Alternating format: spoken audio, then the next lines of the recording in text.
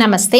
2024 మాస ఫలితాల్లో సెప్టెంబర్ మాసంలో కర్కాటక రాశి వారి ఫలితాలు ఏ రకంగా ఉన్నాయో తెలుసుకుందాం. కర్కాటక రాశి వారికి సెప్టెంబర్ మాసంలో కొన్ని విషయాల పట్ల జాగ్రత్త వహించాలి. ఎవరైతే తండ్రి సమానమైన వారు కానీ, తండ్రి వైపు బంధుత్వము కలవారు కానీ, తండ్రి గారి యొక్క ఆరోగ్య యోగక్షేమాలు పర్యవేక్షించుకోవాల్సిన సిచ్యువేషన్ కనిపిస్తుంది.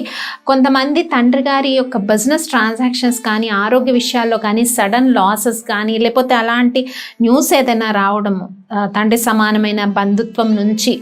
కాబట్టి ఈ విషయాల్లో కర్కాటక రాశి వారు జాగ్రత్తలు వహించాలి. ఇక సోదర సోదరీమణులతో ఉండే తగాదాలు కానీ, మిస్అండర్స్టాండింగ్స్ కానీ సెప్టెంబర్ మాసంలో చాలా వరకు తగ్గే సిచ్యువేషన్సే ఉన్నాయి. కొన్ని కమ్యూనికేషన్స్ అయితే పెరుగుతాయి కర్కాటక రాశి వారికి.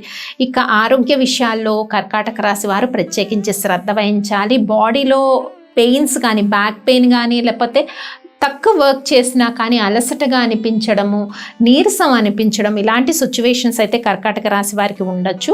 ఇంకా ఫైనాన్షియల్ ట్రాన్సాక్షన్స్, మర్యాద, గుడ్ విల్ ఇవన్నీ కూడా పాజిటివ్గా ఉన్నాయి కర్కాటక రాశి వారికి. పై అధికారులతోని కొంత స్నేహ ఫ్రెండ్షిప్ వాతావరణమే పై అధికారులతో ఉంటుంది. పాజిటివ్ రిలేషన్ ఉంటుంది పై అధికారులతో. ఎవరైతే గవర్నమెంట్ ఉద్యోగాల్లో ఉంటారో, ప్రైవేట్గా ఉద్యోగాలు చేస్తున్న వాళ్ళందరికీ కూడా.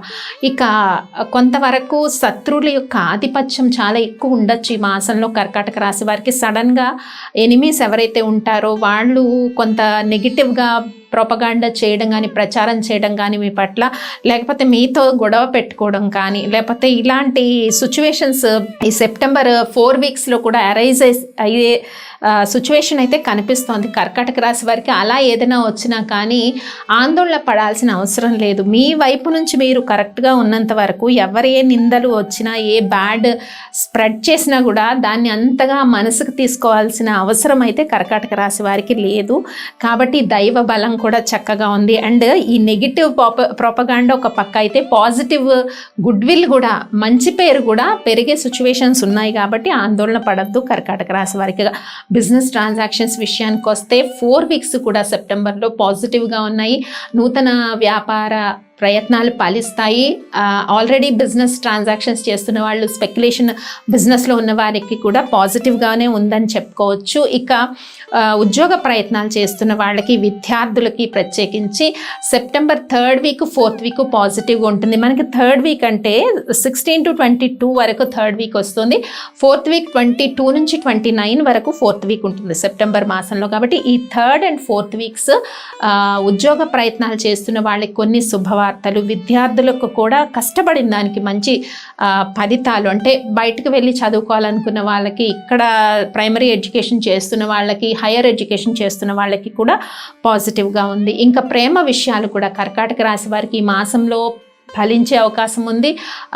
అనుకూలంగా ఉంది సిచ్యువేషన్ అని చెప్పుకోవచ్చు. అలాగే వివాహ ప్రయత్నాలు ఏవైతే ఉంటాయో, పెండింగ్లో ఉండే కొన్ని అలయన్స్ కూడా పాజిటివ్ వేలో అప్రోచ్ అన్నది కర్కాటక రాశి వారికి మాసంలో ఉండే సిచ్యువేషన్ అయితే కనిపిస్తుంది. మొత్తం మీద కర్కాటక రాశి వారికి కొన్ని అనుకూలమైన పరిస్థితులు ఈ మాసంలో ఉన్నాయని మనం చెప్పుకోవచ్చు. రీడింగ్ ద్వారా రిజల్ట్స్ అలా వచ్చాయి. ఇంకా ఈ మాసంలో చేసుకోవాల్సిన పరిహారాల్లో ముఖ్యంగా హనుమాన్ చాలీసా పఠించుకోవడము.